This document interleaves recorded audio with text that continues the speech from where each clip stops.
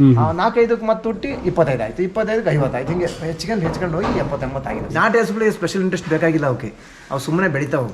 Sir ಹೈನುಗಾರಿಕೆ ಮಾಡಬಾರ್ದು ಅಂತಿಲ್ಲ ಸರ್, ಮಾಡಬೇಕು. ಅದು ಏನಾಗಿದೆ ಅಂತಂದ್ರೆ ಈಗ ಅದರಲ್ಲ ಜೀವನ ಮಾಡ್ತೀನಿ ಅಂತ ಮಾಡೋಕ್ಕೆ ಬರಲ್ಲ. ಅವ್ರು ಹೇಳ್ತಾರೆ ನನ್ನ ಹತ್ರ 2,000 ಕೊಟ್ಟು ತುಪ್ಪ ತಗೊಂಡೋಗ್ತಾರೆ, 4,000 ಕೊಟ್ಟು ತುಪ್ಪ ತಗೊಂಡೋಗ್ತಾರೆ ಅಂತಾರೆ.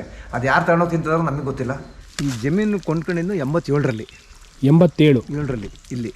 ಬಟ್ ಇದನ್ನು ಪೂರ್ತಿ ಸಾಲ ಮಾಡ್ಕೊಂಡಿದ್ದೆ ನೋಡ್ರಿ ನಾನು. ಆಗ ಆ ವೆನಿಲ ಹಾಕಿರೋ ಜಾಗ ಇತ್ತು, 1-1.5 ಎಕರೆ 2 ಎಕರೆ ವೆನಿಲ ಹಾಕಿದ್ನಲ್ಲ, ಆ ಜಾಗದಲ್ಲಿ 20-25 ಕೆಜಿ ಬಂತು ಬಾಳೆಗೊನೆಗಳು. 18 ಕೆಜಿ, 15 ಕೆಜಿ, 16 ಕೆಜಿ. ಯಾವುದೋ ಒಂದು ಬುಡದಲ್ಲಿ ಕಡೆ 2 ಗೊನೆ 25 ಕೆಜಿ, ಒಂದೇ ಬುಡದಲ್ಲಿ 50 ಕೆಜಿ ಬಾಳೆಕಾಯಿ ಸಿಗ್ತು. ಅವು ಬರೀ 10 ರೂಪಾಯಿ ಇತ್ತು ಕೆಜಿ. ನನಗೆ ಬೆಲ್ಲ ಮಾಡೋಕ್ಕೆ ಅಂದರೆ ಲೇಬರ್ಸ್ ಬಂದಿರಲ್ಲ, ಎಲ್ಲರಿಗೂ ಒಂದೊಂದು ಹಸು ಕೊಟ್ಟೆ. ಇದು ಒಂದು ನನಗೆ ಪ್ರಯೋಗ. ಎಲ್ಲ ನಮ್ದೆಲ್ಲ ಪ್ರಯೋಗನೇ, ಎಲ್ಲ ಪ್ರಯೋಗ ಮಾಡ್ಕೊಂಡು ಹೋಗಿರೋದೇನೆ. ಈಗ ಇಲ್ಲೊಂದು ಕ್ವಶನ್ ಇದೆ.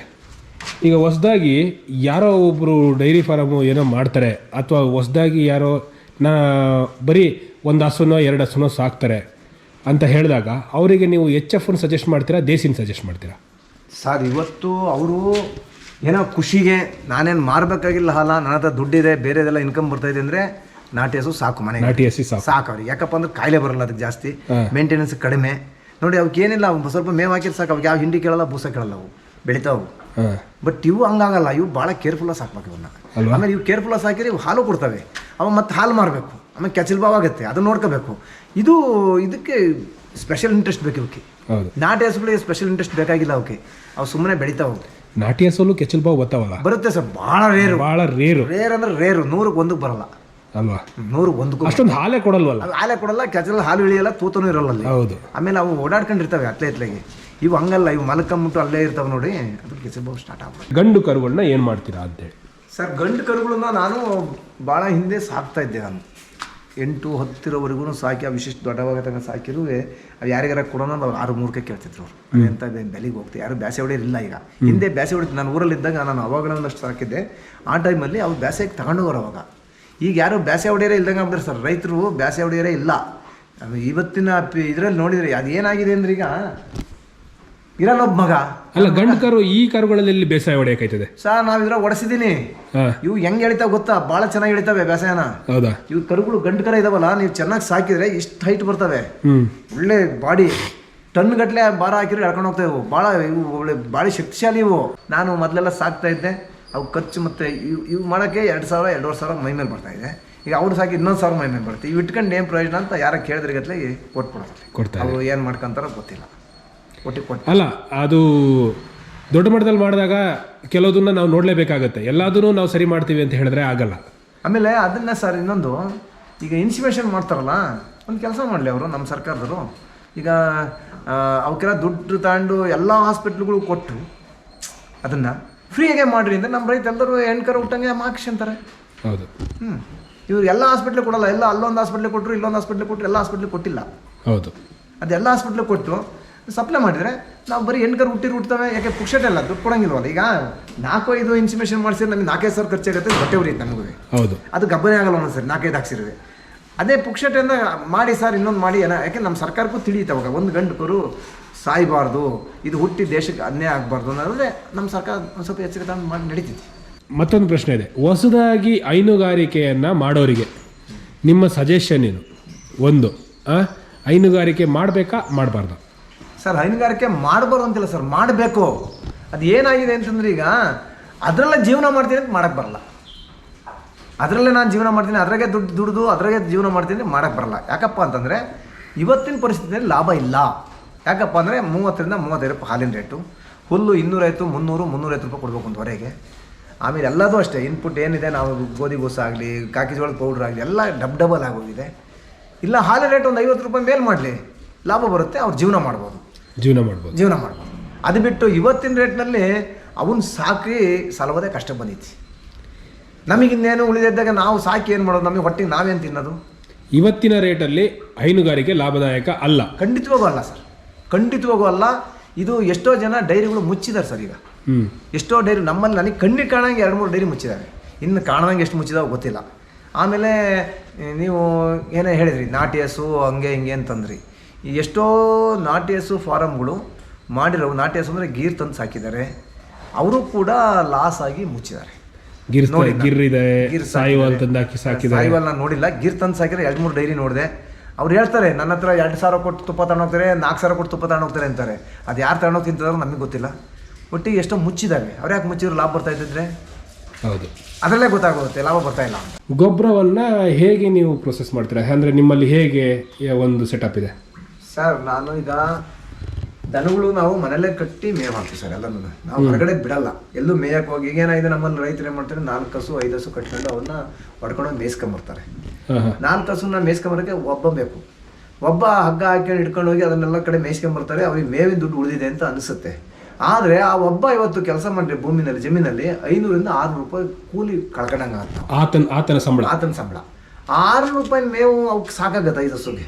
ಹೌದು, ಬೇಡ ಇನ್ನೂ ಸ್ವಲ್ಪ ಜಾಸ್ತಿ ಆಗ್ಬೋದು ಮೇವು. ಅಂದರೆ ಅಲ್ಲಿ ಏನೋ ಹೊರ್ತು ಮೇಯ್ದು ಬರಲ್ಲ. ಮತ್ತೆ ಮನೆ ಬಂದು ಮೇವು ಹಾಕ್ತಾರೆ ಅವರು. ಅಲ್ಲೇ ಮೇವೇ ಸಾಕಾಗಲ್ಲ, ಮತ್ತೆ ಬಂದು ರಾತ್ರಿ ಮೇವು ಹಾಕ್ಲೇಬೇಕು, ಬೆಳಗ್ಗೆ ಮೇವು ಹಾಕ್ಲೇಬೇಕು. ಹೌದು. ಆಮೇಲೆ 6 ಹಸು ಮಿನಿಮಮ್ ಅಂದರೆ ಹಗಲು ಅಲ್ಲೇ ಸಗಣಿ ಎಲ್ಲ ವೇಸ್ಟ್ ಆಗೋಗುತ್ತೆ ನಮಗೆ. ಹೌದು. ಆ ಸಗಣಿ ನಮಗೆ ಮನೆಯಲ್ಲೇ ಹಾಕಿದ್ರೆ ನಮಗೆ ಗೊಬ್ಬರ ಜಾಸ್ತಿ ಆಗುತ್ತೆ. ಅವನ ಸಂಬಳ ಹೋಯ್ತು, ಅವ್ನು ಹೊಡ್ಕೊಂಡು ಮೇಲಿಲ್ಲ. ಆಮೇಲೆ ಅವು 1 ಕಿಲೋಮೀಟ್ರು 2 ಕಿಲೋಮೀಟ್ರ್ ನಡ್ಕೊಂಬರೋ ಸುಸ್ತಾಗಿರ್ತವೆ, ಹಾಲು ಕಡಿಮೆ ಕೊಡ್ತವೆ. ಆಮೇಲೆ ನಾನು ನೋಡಿದ್ದೀನಿ ಯಾವುದೇ ಹಸು ಹಂಗೆ ಹೊಡ್ಕೊಂಡೋಗಿ ಮೇಯ್ಸ್ಕೊಂಬಂದ್ರೂ ಚೆನ್ನಾಗಿಲ್ಲ, ಇವತ್ತು ವೀಕ್ ಆಗಿದ್ದಾವೆ. ನಾವೇನು ಕಟ್ಟಾಕಿ ಮನೆ ಹತ್ರನೇ ಇಟ್ಕೊಂಡು ಒಂದು ಕಡೆ ಫೀಡ್ ಮಾಡಿರೋದು ಹಸುಗಳು ಚೆನ್ನಾಗಿದ್ದಾವೆ, ಅವು ಬಡಕಲಾಗಿರ್ತವೆ. ಯಾಕಪ್ಪ ಅಂದರೆ ಅವು ಅಲ್ಲಿ ಓಡಾಡ್ಕೊಂಡು ತಿನ್ನೋಕ್ಕೇ ಅವ್ರ ಶಕ್ತಿ ಎಲ್ಲ ಖರ್ಚಾಗಿರುತ್ತೆ. ತಿಂದಿದ್ದೆಲ್ಲ ಅಲ್ಲಿ ಓಡಾಡಿದ ಶಕ್ತಿ ಹೋಗುತ್ತೆ. ಹಂಗಾಗಿ ಅವ್ರ ಶಕ್ತಿ ಅಲ್ಲೇ ಖಾಲಿಯಾಗಿ ಅವಕ್ಕೆ ಬಾಡಿಗೆ ಸಿಗೋದೇ ಇಲ್ಲ ಪ್ರೋಟೀನು. ಹಂಗಾಗಿ ನಾವು ಕಟ್ಟಿ ಮನೆ ತಾವು ಇಟ್ಕೊಂಡು ಸಾಕಿದ್ರೆ ಲಾಭ. ಯಾಕಪ್ಪ ಸಗಣಿನೂ ಬರುತ್ತೆ, ಗಂಜಲ ಹೋಗಿದ್ರೆ ಗಂಜಲನೂ ಬರುತ್ತೆ. ಈ ಒಂದು ಗಂಜಲ ಕೂಡ ಅಲ್ಲೇ ಒಯ್ದು ಬರ್ತಾವೆ. ಎಲ್ಲದು ನಿಮಗೆ ಸಿಗುತ್ತೆ ಇಲ್ಲಿ ಮನೆ ತಾವು ಎಲ್ಲ ಸಿಗುತ್ತೆ ನೋಡಿ. ಅದನ್ನೆಲ್ಲ ನಾವೇನ್ ಮಾಡ್ತೀವಿ, ಸಗಣಿ ಎಲ್ಲ ತಗೊಂಡು ನಾವು ಕಡೆ ತಿಪ್ಪೆ ಹಾಕೊಂತೀವಿ. ಅದನ್ನ ಗಟ್ಟಿ ಗೊಬ್ಬರ ಆಗಿರ್ತದೆ.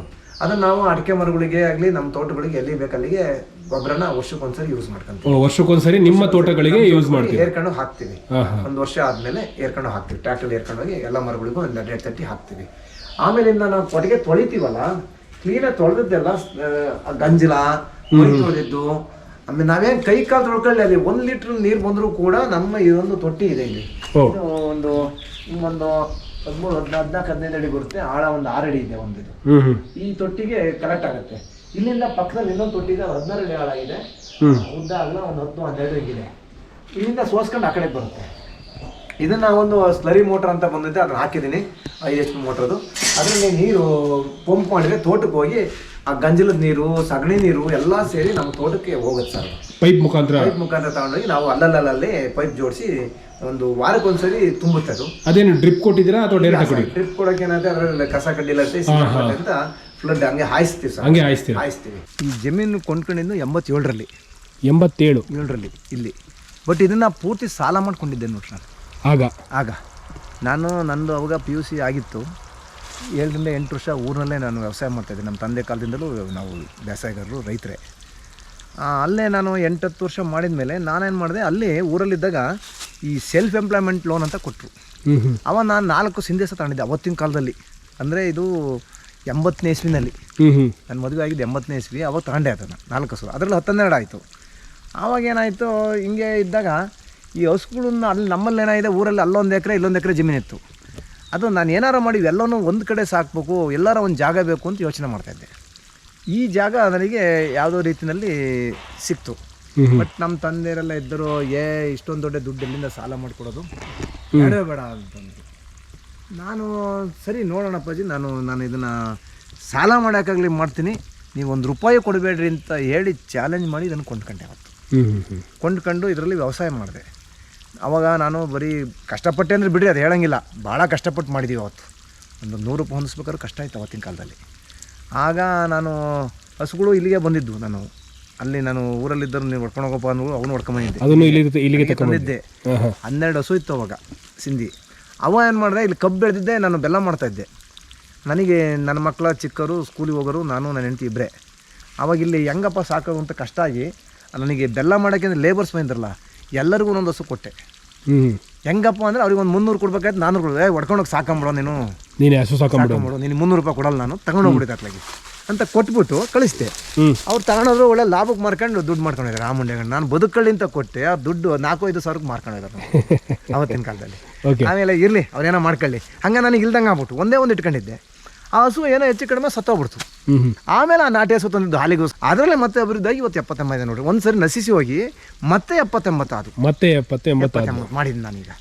ಅವತ್ತು ಈ ಜಮೀನಿನಲ್ಲಿ ನಾನು ಬರೀ ಇದರಲ್ಲಿ ಕಬ್ಬು ಬೆಳಿತಿದ್ದೆ. ಈ ಜಮೀನಲ್ಲಿ 400-500 ಕ್ವಿಂಟಲ್ ಬೆಲ್ಲ ಮಾಡ್ತಿದ್ದೆ ನಾನು. ಹ್ಮ್ ಇಲ್ಲೇ ಸ್ವತಃ ಮಾಡಿದೆ. ಯಾಕಪ್ಪ ಬೆಲ್ಲ ಮಾಡಿದೆ, ನಾನು ಕಬ್ಬು ಮಾರಿದ್ದೆ. ಅವ್ನು ಯಾಕೆ ದುಡ್ಡು ಕೊಡೋಕೆ ಹಿಂದೆ ಮುಂದೆ ಮಾಡ್ಬಿಡ ನನಗೆ. ಇನ್ನೆಂದೆಂದು ಇವರಿಗೆಲ್ಲ ಕಬ್ಬು ಕೊಡ್ಬಾರ್ದು, ನಾನೇ ಸ್ವತಃ ಏನಾರು ಮಾಡ್ಬೇಕು ಅಂತ ಮಾಡಿದೆ. ನೋಡಿ ನನಗೆ ಲಾಭದಾಯಕ ಆಯ್ತು. ಹಾಗೆ ನಾವು ಧೈರ್ಯ ಮಾಡ್ಬೇಕು ಏನಾರು. ಮತ್ತೇನಿಗೆ ಬೆಲ್ಲ ಬಿಟ್ರಿ ಅದು? ಅದೇನಾಯ್ತು ಸರ್, ಈಗ ಬೆಲ್ಲ ಎಲ್ಲ ಮಾಡ್ತಿದ್ವಿ, ಬರ್ತಾ ಅದಕ್ಕಿಂತನೂ ಅಡಿಕೆ ಹಾಕಿದ್ರೆ ಚೆನ್ನಾಗಿರುತ್ತೆ ಅಂತ ತೆಗೆದುಬಿಟ್ಟು ಅಡಿಕೆ ಹಾಕಿದ್ವಿ. ಈಗ ನನಗೆ ಬೆಳೆಯೋಕ್ಕೆ ಜಾಗ ಇಲ್ಲ, ಬರೀ ತೋಟಗಾರಿಕೆನೇ ಮಾಡಿಬಿಟ್ಟಿದ್ದೀನಿ ಎಲ್ಲದನ್ನು. ಈಗ ತೋಟದಲ್ಲೂ ಕೂಡ ನೋಡಿ ಇದಕ್ಕೆ ಕೊಕ್ಕೋ ಹಾಕಬೇಕು ಅಂತ ಹಾಕಿದೆ. ನೋಡಿ ಕೊಕ್ಕೋದ ನನಗೆ 3-4 ಕ್ವಿಂಟಲ್ ಕೊಕ್ಕೋ ಬರುತ್ತೆ ಈಗ. ಬೀಜ 50,000-55,000 ರೂಪಾಯಿ ಕ್ವಿಂಟಲ್ ಹೋಗ್ತಾ ಇದೆ. ಲಾಸ್ಟ್ ಟೈಮ್ ನಾನು 55,000ದಾಗ ಮಾರು ಬಂದೆ ಕ್ವಿಂಟಾಲು. ಇದು ನನಗೆ ಅಡಿಷನಲ್ ಇನ್ಕಮ್ ಇದು. ಓಕೆ, ಇದು ನೋಡಿ ಈಗ ಇದನ್ನು ಹಾಕಿರೋದ್ರಿಂದ ನೋಡಿ ಕಾಯಿ ಎಷ್ಟು ಚೆನ್ನಾಗಿ ಬಿಟ್ಟಿದೆ. ಹೌದು ನೋಡಿ ಎಷ್ಟು ಚೆನ್ನಾಗಿ ಬಿಟ್ಟಿದ್ದಾವೆ, ಬಿಡ್ತವೆ ಹಿಂಗೆ. ಇದು ನಾವು ಕಟ್ ಮಾಡಿ ಮಾರ್ತೀವಿ, ಅದನ್ನು ಫರ್ಮೆಂಟೇಷನ್ ಮಾಡಿ ಒಣಗಿಸಿ ಮಾರಾಟ ಮಾಡ್ತೀವಿ. ಆಮೇಲೆ ಅಕಸ್ಮಾತ್ವಾಗಿ ನಮಗೆ ಕಾಯಿ ಬರಲಿದ್ರೂ ಚಿಂತೆ ಇಲ್ಲ. ಇಲ್ಲಿ ನೋಡಿ ಇದು ತರಗೆ ಎಷ್ಟು ಬಿದ್ದಿದೆ ಇದರದ್ದು. ಈ ಭೂಮಿಗೆ ಹೊತ್ತಿಗೆ ಆಗಿದೆ, ನ್ಯಾಚುರಲ್. ನಾವು ಎಲ್ಲಿಂದ ಹೊರಗೆ ತಂದು ಹಾಕ್ಬೇಕಾಗಿಲ್ಲ. ನೋಡಿ ಯಾವ ಥರ ಆಗಿದೆ, ಮೊನ್ನೆ ಈ ಥರ ಗೊಬ್ಬರದಂಗೆ ಆಗ್ಬಿಡುತ್ತಿದ್ದು. ಈ ಎಲೆಗಳೆಲ್ಲ ಬಿದ್ದು ನೋಡಿ ಇದು ಯಾವ ಥರ ಇದೆ ಅಂತ. ಇದು ಪ್ರತಿದಿನ ಈಗ 14-15 ವರ್ಷ ಆಯ್ತು ಈ ತೋಟದಲ್ಲಿ ನಾನು ಒಂದೇ ಬೇಸಾಯ ಮಾಡಿಲ್ಲ. ಒಂದ್ಸರಿನೂ ಬೇಸಾಯ ಮಾಡಿಲ್ಲ. 15 ವರ್ಷ ಆಯ್ತು. ವೆನೆಲ್ಲ ಹಾಕಿದ್ರು ಒಂದು ಕಾಲದಲ್ಲಿ, ನಿಮಗೆ ಗೊತ್ತಿರಬೇಕು. ಆ ವೆನೆಲ್ಲ ಹಾಕಿದಾಗ ನಾನು ಇದಕ್ಕೆ ವೆನೆಲ್ಲ ಹಾಕಿದ್ದೆ. ವೆನೆಲ್ಲ ಹಾಕಿದಾಗ ಏನಾಯಿತು, ನನಗೆ ಅವಾಗ ಏನೋ ಮಾರಾಟ ಆಗಲ್ಲ, ಅದೇನೋ ಮೋಸ ಆಯಿತು. ವೆನೆಲ್ಲ ಯಾರು ಕೊಂಡ್ಕೊಳ್ಳಿಲ್ಲ. ನನಗೆ ನಿಯರ್ಲಿ 2-3 ಲಕ್ಷ ಖರ್ಚು ಮಾಡಿದ್ದೆ ವೆನೆಲ್ಲಕ್ಕೆ. ಆಗ ಎಲ್ಲ ಲಾಸ್ ಆಯಿತು, ಎಲ್ಲ ಹೋಯ್ತು. ಆದರೆ ನಾನು ಇದ್ರೊಳಗೆ ಬಾಳೆನೂ ಹಾಕಿದ್ದೆ, ಪುಟ್ಟ ಬಾಳೆನ. ಆ ಬಾಳೆ ಗಿಡ ನಾನು ಬೇಸೆ ಹೊಡ್ತಿದ್ನಲ್ಲ ಅವಾಗ 5-6 kg ಬರೋ ಅಷ್ಟೇ ಇದರಲ್ಲಿ. ಆ ವೆನಿಲ ಹಾಕಿರೋ ಜಾಗ ಇತ್ತು, 1-1.5 ಎಕರೆ 2 ಎಕರೆ ವೆನಿಲ ಹಾಕಿದ್ನಲ್ಲ. ಆ ಜಾಗದಲ್ಲಿ 20-25 kg ಬಂತು ಬಾಳೆಗೊನೆಗಳು. ಒಂದೊಂದು 20-25 kg ಪುಟ್ಟ ಬಾಳೆ. ಓಕೆ, ಎಲ್ಲೂ ನಾನು ನೋಡಿರಲಿಲ್ಲ 20-25 kg ಅವತ್ತಿನ ಕಾಲದಲ್ಲಿ. ಅಂದರೆ ಇದೆಲ್ಲ ನಾನು ಹೇಳ್ತಾ ಇರೋದು ಈಗ 15-16 ವರ್ಷದ ಹಿಂದಿನ ಮಾತು. ಅವತ್ತಿನ ಕಾಲದಲ್ಲಿ 10 kg 8 kg ಬೆಳಿತಿದ್ವಿ ನಾವು. ಹೌದು, 20-20 kg ಬಂದು ನೋಡಿ. ಈಗಲೂ 8-10 kg ಬಂತು ಅಂದರೆ ಎ ಗ್ರೇಡ್ ಅಂತ ಕೊಡ್ತಾರೆ. ಏನು ಅನ್ಕೊಂಡೆ, ಇದು ಬೇಸಾಯ ಮಾಡಿಲ್ದರಿಂದ ಬಂತು ಅಂತ. ಅದನ್ನು ವೆನಿಲ ನೋಡಿ ಬೇಸಾಯ ಮಾಡ್ತಿರಲಿಲ್ಲ. ಬಳ್ಳಿ ಹತ್ತತ್ರಕ್ಕಿತ್ತು, ಕಮ್ಮನ್ ಇಟ್ಟಿದ್ದೆ, ತಂತಿ ಹೇಳ್ದಿದ್ದೆ, ಏನೋ ಮಾಡಿದ್ದೆ ಅದನ್ನು.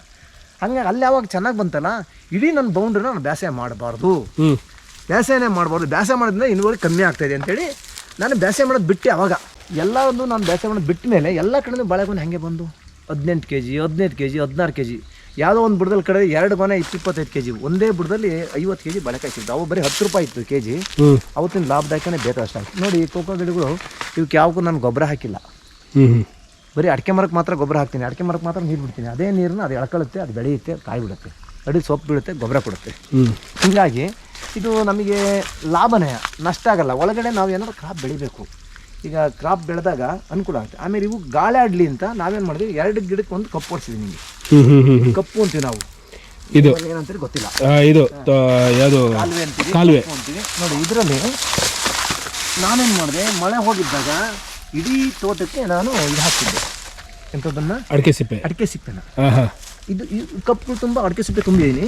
ನೋಡಿ ಅಡಿಕೆ ಸಿಪ್ಪೆ ಯಾವ ಥರ ಆಗಿದೆ ಇಲ್ಲಿ ಅಂದರೆ, ನೋಡಿ ಇಲ್ಲಿ ನಾನು ತೋಟಕ್ಕೆ ನೋಡಿ, ಇಲ್ಲಿ ನೋಡಿ ನೀರಿಲ್ಲ. ಹೌದು, ಇಲ್ಲಿ ಎಷ್ಟು ತೇವಾಂಶ ಇದೆ ನೋಡಿ. ಹೌದು, ನೋಡಿ ಅಡಿಕೆ ಸಿಪ್ಪೆ ಪೂರ್ತಿ ಕರಗೋಗಿದೆ. ಇದು ನೋಡಿ ಹೆಂಗಾಗಿದೆ ಅಂತ ನೋಡಿ, ಇದ್ರದ್ದು ನೀರಿದೆ. ಹೌದು, ನನ್ನ ತೋಟದ ಇಲ್ಲಿ ನೋಡಿ ನೀರೇ ಬಿಟ್ಟಿಲ್ಲ ನನ್ನ ತೋಟಕ್ಕೆ ಅಂತೀರಿ ನೀವು. ಸೈಡ್ಗಳು ನೋಡಿದ್ರೆ ಕಪ್ಪಲ್ಲಿ ಶೀತ ಇದೆ, ಬೇರುಗಳು ಅಲ್ಲಿ ಬಿಟ್ಕೊಂಡಿದ್ದಾವೆ. ಮರಗಳು ನೋಡಿ ಈ ಥರ ಹಸಿರಾಗಿರ್ತವೆ ಅಲ್ವಾ. ಹಾಗಾಗಿ ನಾವು ಗಾಳಾಡೋಕ್ಕೆ ಕಪ್ಪುಗಳು ಬೇಕು, ಆದಷ್ಟು ಸಾವಯವ ಪದಾರ್ಥಗಳು ನಾವು ತೋಟಕ್ಕೆ ತುಂಬಬೇಕು. ಈ ಅಡಿಕೆ ಸಿಪ್ಪೆ ನನಗೆ ಆವಾಗ ಇದು ಒಂದು ನನಗೆ ಪ್ರಯೋಗ. ಎಲ್ಲ ನಮ್ದೆಲ್ಲ ಪ್ರಯೋಗನೇ, ಎಲ್ಲ ಪ್ರಯೋಗ ಮಾಡ್ಕೊಂಡು ಹೋಗಿರೋದೇ. ಹಿಂದೆ ಇಲ್ಲಿ ಅಡಿಕೆ ಸಿಪ್ಪೆನ ನಾನು ಚಾಲಿ ಸುಲಿಸಿ ಒಂದು ಕಡೆ ಲಾಟ್ ಹಾಕಿದ್ದೆ. ಒಂದು 200-300 ಚೀಲ ಸಿಪ್ಪೆ, ಅಡಿಕೆ ಸಿಪ್ಪೆ. ಅದ್ರ ಮೇಲೆ 2 ಪಪ್ಪಾಯಿ ಗಿಡ ಬೆಳೆದಿತ್ತು. ಒಂದೊಂದು ಕ್ವಿಂಟಾಲಷ್ಟು ಪಪ್ಪಾಯಿ ಕಾಯಿ ಬಿಟ್ಟಿದ್ದು. ಅದಕ್ಕೆ ಮಣ್ಣೇ ಇಲ್ಲ, ಮೇಲೆ ಬರೀ ಇದ್ರ ಮೇಲ್ಗಡೆ ಮೇಲೆ ಮಳೆಗಾಲದಲ್ಲಿ ಹುಟ್ಟಿತು. ಈ ರೋಡ್ ಸೈಡ್ ಅಲ್ಲೆಲ್ಲ ಬಿಸಾಕಿರ್ತಾರೆ, ಯಾರ ತಿಂದು. ನಮ್ಮ ತೋಟದಲ್ಲಿ ನಾನು ಪಪ್ಪಾಯಿ ಬೆಳೆದಿದ್ದೆ, ಹಿಂದೆಲ್ಲ ಇದ್ರು ಪಪ್ಪಾಯಿ ಬೆಳೆದಿದ್ದೀನಿ ನಾನು. ಭಾಳ ಹಿಂದೆ ಪಪ್ಪಾಯಿ ಬೆಳೆದಿದ್ದೀನಿ ತುಂಬ.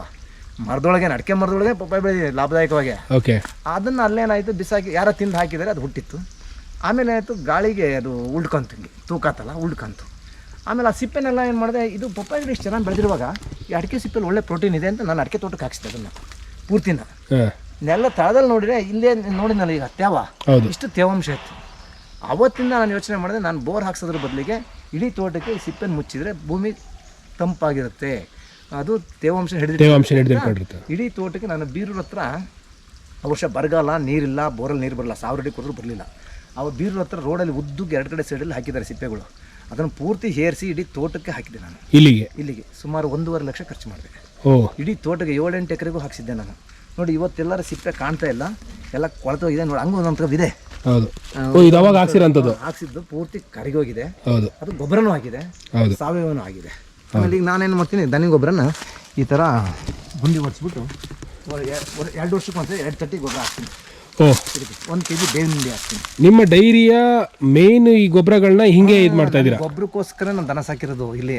ಆ್ಯಕ್ಚುಲಿ ರೈತರು ದನ ಇದ್ರೆ ರೈತರು ಏನೇ ಕೊಂಡ್ಕೊಂಬಂದು ಹಾಕಿದ್ರು ತೃಪ್ತಿ ಆಗಲ್ಲ ಅದು ಅಲ್ವಾ. ನಮ್ಮ ಸ್ವಂತ ಈಗ ಮನೇಲಿ ಊಟ ಮಾಡೋದಂಗೆ, ಹೋಟ್ಲ ಉಣ್ಣೋದಂಗೆ ಹಂಗೆ.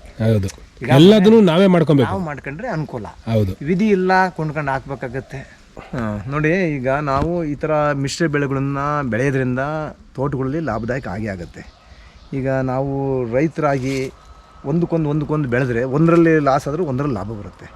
ಹಾಗಾಗಿ ನಾವು ಯಾವುದೇ ರೈತರಾಗಲಿ ನಾವು ಮಿಶ್ರ ಬೆಳೆಗಳು ತೋಟದಲ್ಲಿ ಬರೀ ಅಡಿಕೆ ಮರನೇ ಇರಲಿ, ಬೇರೆದೆಲ್ಲ ಬರಬಾರ್ದು, ಸ್ವಾಲೆ ಆಗುತ್ತೆ, ಏನೇನೋ ಒಂದು ತಪ್ಪು ಅಭಿಪ್ರಾಯಗಳನ್ನು ಬಿಟ್ಟು ಈ ಥರ ಮಿಶ್ರಗಳು ಬೆಳೆಯೋದು ಒಳ್ಳೆಯದು. ನಾನು ವ್ಯವಸಾಯ ಮಾಡಿಲ್ಲ.